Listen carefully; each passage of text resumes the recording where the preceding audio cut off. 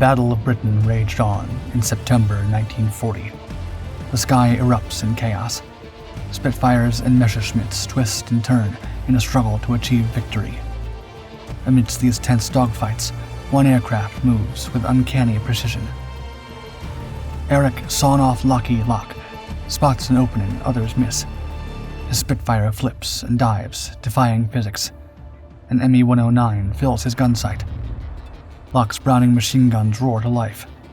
The enemy spirals earthward, trailing smoke and flame. There's no time to celebrate. 27 minutes of intense combat follow. Locke becomes a menacing specter in the sky. 2 HE-111 bombers fall victim to his accurate aim, their crews oblivious to the danger. Another Me-109 crosses his path and lands a burst on Lockie's aircraft, injuring his leg, a fatal mistake. The British aviator, seeking revenge, outmaneuvers the enemy and shoots it down. 4 trophies in under an hour. Before Locke heads home, his radio crackles, quote, "Luftwaffe bomber formation incoming. All available pilots scramble." Locke's ammunition is low, and his fuel is nearly spent. But the call of duty fills his heart. His thumb hovers over the radio button.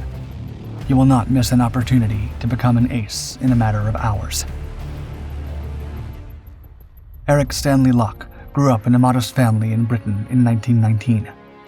As a child growing up in the shadow of World War I, young Lockie was captivated by the stories of daring British pilots who soared through the skies over the Western Front and engaged the enemy in furious dogfights and bombing runs. As he grew older, his admiration for flight only intensified, but not to the point of becoming a real fighter pilot.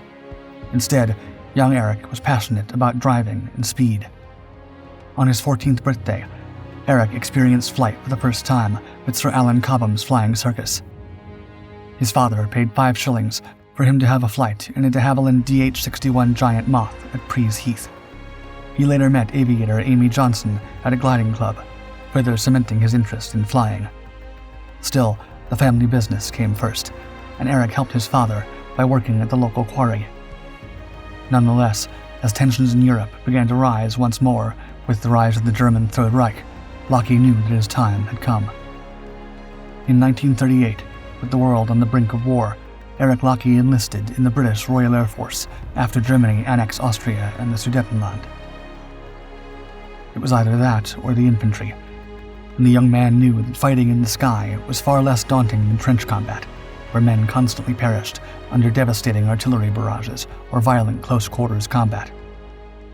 Eric's miniature stature did nothing to diminish his natural talent for flying. It fueled his resolve to prove that size was no measure of a man's ability to fly. Lockie's training was rigorous and demanding, but he excelled in every aspect. In the classroom, he absorbed the technical aspects of flying, mastering navigation, and understanding the mechanics of the aircraft he would soon pilot, the majestic Supermarine Spitfire. Designed by R.J. Mitchell, Lockie's Spitfire featured distinctive elliptical wings and innovative sunken rivets for high performance that, coupled with the powerful Rolls-Royce Merlin and later Griffin engines, provided the fighter with exceptional speed and maneuverability. In the air, Eric quickly proved himself to be a natural, displaying an intuitive understanding of flight dynamics and an impressive confidence behind the controls. During his training, Lockie's nickname, Sawn-Off, began to take hold. His fellow cadets, recognizing his shorter stature, affectionately dubbed him with the moniker. But it was more than just a comment on his height. It reflected his fierce determination, compact yet powerful, like a sawed-off shotgun, ready to deliver a punch far beyond what one might expect. As he completed his training and received his wings in September 1939, the war began in Europe. The Third Reich invaded Poland with the support of the Soviet Union, and both France and Britain declared war against Adolf Hitler. Lockie, already commissioned as a sergeant in the RAF, was ready for combat and posted to 41st Squadron, based at Catterick, Yorkshire. Sawn-Off Lockie continued training while the British and French forces readied their armies for war. It was the phony war, and neither the Germans nor the British decided to attack each other.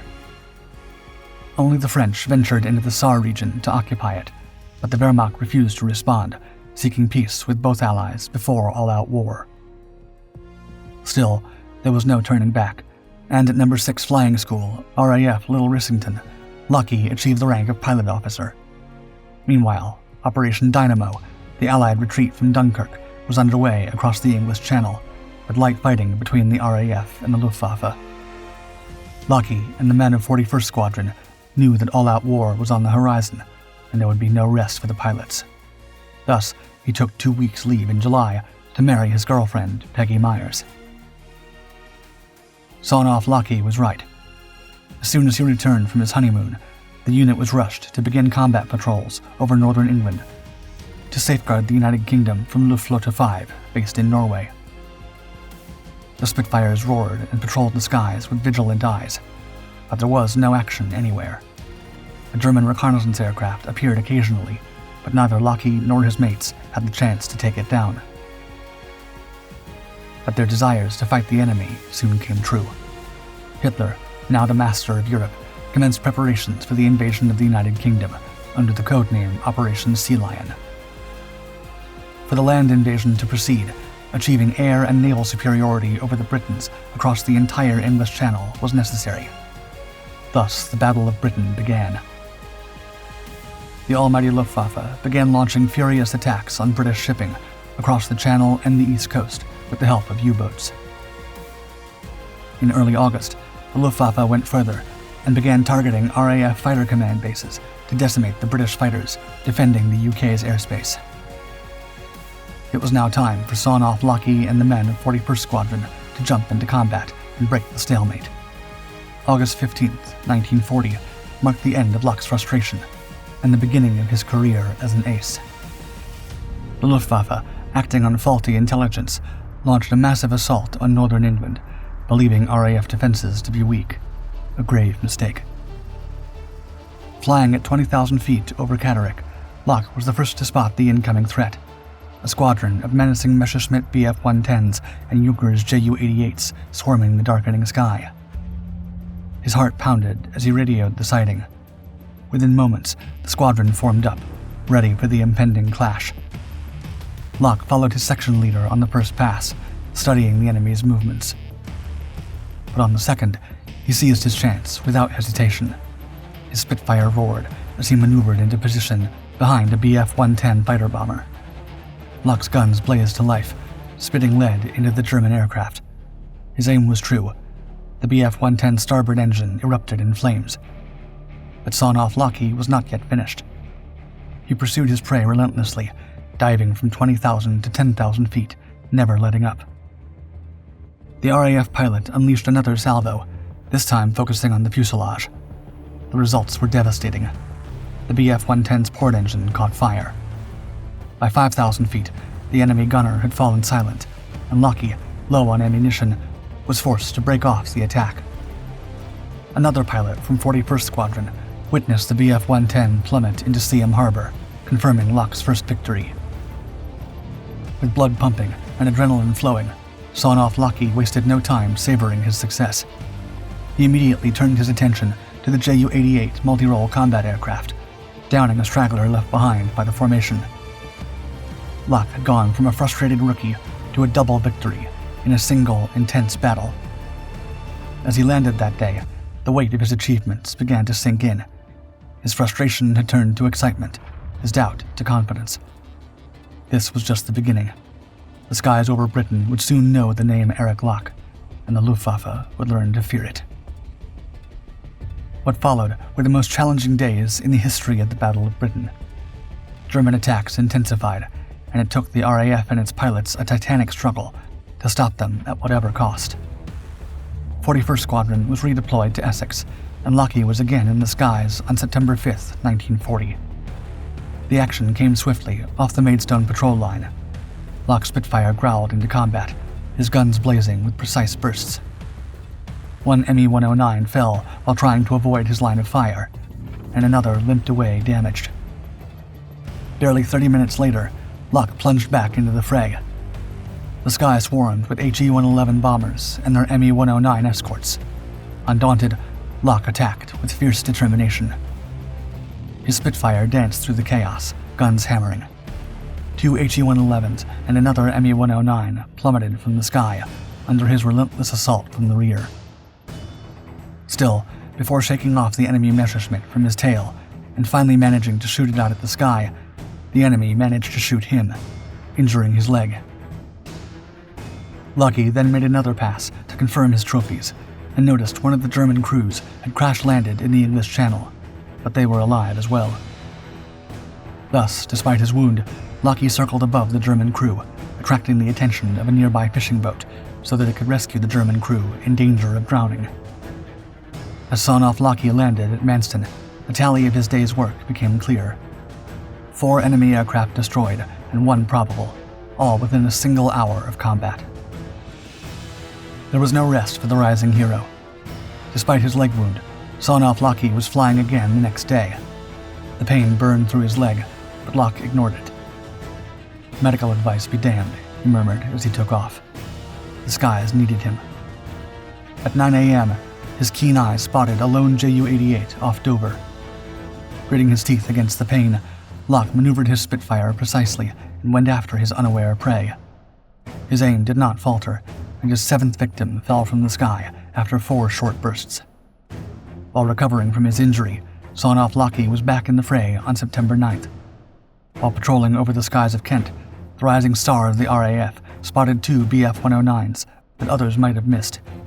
In the quick but intense dogfight, he outmaneuvered both aircraft with lightning reflexes and opened fire with his 7.7mm Browning machine guns. 2 more trophies were added to his growing gallery as he saw them go down, covered in smoke and flames. Sawn-Off Lockie was on a lucky streak once again. Days later, on September 11th, another heavy Ju-88 and a Bf-110 fell to his guns and cannons. His incredible streak continued with 9 enemy aircraft destroyed, 8 in less than a week. Sawn-Off Lockie was becoming a legend of the Battle of Britain. The top brass took notice, and Locke's chest was adorned with the Distinguished Flying Cross. The citation praised his skill and determination, an understatement for the ace who defied pain and odds to defend Britain's skies. On September 14th, Locke's Spitfire again pierced the sky, his eyes and guns fixed on 2 Luftwaffe Messerschmitt Bf-109s escorting bombers. The dogfight was relentless. The enemy fighters hit his aircraft multiple times, but as expected, the swift supermarine overcame them, and Locke struck with lethal accuracy. His gun's barrels ran hot, and both enemies spiraled earthward. Another day, another double streak for Sawn-Off Lockie. 1 day later, on September 15th, the German Air Force launched another massive air assault across all of Britain to decimate the RAF. Cities and bases were bombed, and aircraft destroyed before taking off, but Eric Lockie was not among them. He was up in the sky with 41st Squadron, while the air battle raged. The skies were filled with flak, smoke, fire, and the loud noise of dogfights. Locke spotted a staggering Dornier Do-17. He dove, guns blazing, contributing to its quick demise. But Sawn-Off Lockie was not done. Over Clacton-on-Sea, a Bf-109 made the mistake of crossing his path. Locke's marksmanship proved lethal once more. The Bf-109 fell, adding to his ever-growing tally. The Battle of Britain continued, and every non-disabled pilot was up in the sky, trying to protect the UK from the overwhelming numbers of the German Luftwaffe. September 18th found Locke's Spitfire protecting Gravesend. A lone Bf-109 appeared in his gunsight. Locke's fingers squeezed the trigger, and another enemy fell. 2 more 109s escaped his aim by mere inches, retreating with smoking engines. As he made his way to his airbase, the skies erupted in chaos. Lockie spotted 3 HE-113s. His Spitfire dove, his Browning machine gun blazing without mercy. 1 HE-113 spiraled in flames, while 2 fled, tails between their legs. But Sawn-Off Lockie was not done yet. He chased a lone Hinchell HS-126 down, pushing his Spitfire to its limits. The pursuit led him over the channel to Boulogne. There, Locke closed in for another victory. His guns roared, and the HS-126 plummeted into French soil. Shortly after landing, the ace was informed a bar had been added to his Distinguished Flying Cross for taking down 15 enemy aircraft in less than 20 days. 4 well-deserved weeks of rest followed for Lockie and 41st Squadron, but the Battle of Britain continued. The Germans were losing the fight, dispatching most of their fleet to the Eastern Front, allowing the RAF to breathe and prepare for one last push against the enemy. Sawn-Off Lockie and his trusty Spitfire returned to battle in October. Refreshed and battle-ready, the legend continued his streak. In over 15 days, Lockie destroyed 4 Bf-109s, scattering their remains over the countryside. He also severely damaged the other 3 enemy aircraft that narrowly escaped their doom. By the end of October, when the British finally managed to expel the Germans from their homeland, Lockie had become the RAF's most successful pilot, with 21 confirmed shootdowns. With the United Kingdom liberated, Lock's subsequent incursions were over the Channel and northern France. During a ruthless attack against a formation of over 70 enemy aircraft, Lockie's Spitfire was hit by enemy cannon shells, injuring his arms and legs. Nonetheless, the agile pilot managed to crash land in Suffolk. While recovering from his injuries, he was awarded the Distinguished Service Order and underwent 15 surgeries in 3 months. Upon his recovery in June 1941, Lockie was promoted to flight lieutenant and called for duty with 611th Squadron over France. 3 more Bf-109s fell before him, their pilots never knowing they had faced Britain's most accurate ace. On August 3, 1941, while the 611th Squadron streaked home after another patrol, Eric's keen eyes spotted a German infantry column near Pas-de-Calais and decided to attack it. He signaled his wingman and dove straight for the enemy, guns blazing. The German column scattered, but too late. The Spitfire's bullets found their mark. Then, silence. Locke never pulled up. He never rejoined the formation and never returned to base. The sky that had been his kingdom became his final resting place. Britain's quadruple ace, the terror of the Luftwaffe, vanished. Rescue crews never found Lockie's fallen aircraft. He disappeared and was listed as missing in action. To this day, Lockie's fate remains unknown. Nonetheless, Eric Sawn-Off Lockie Locke achieved immortality through his exploits, becoming the Battle of Britain's most decorated ace, with 21 German trophies aboard his iconic Spitfire.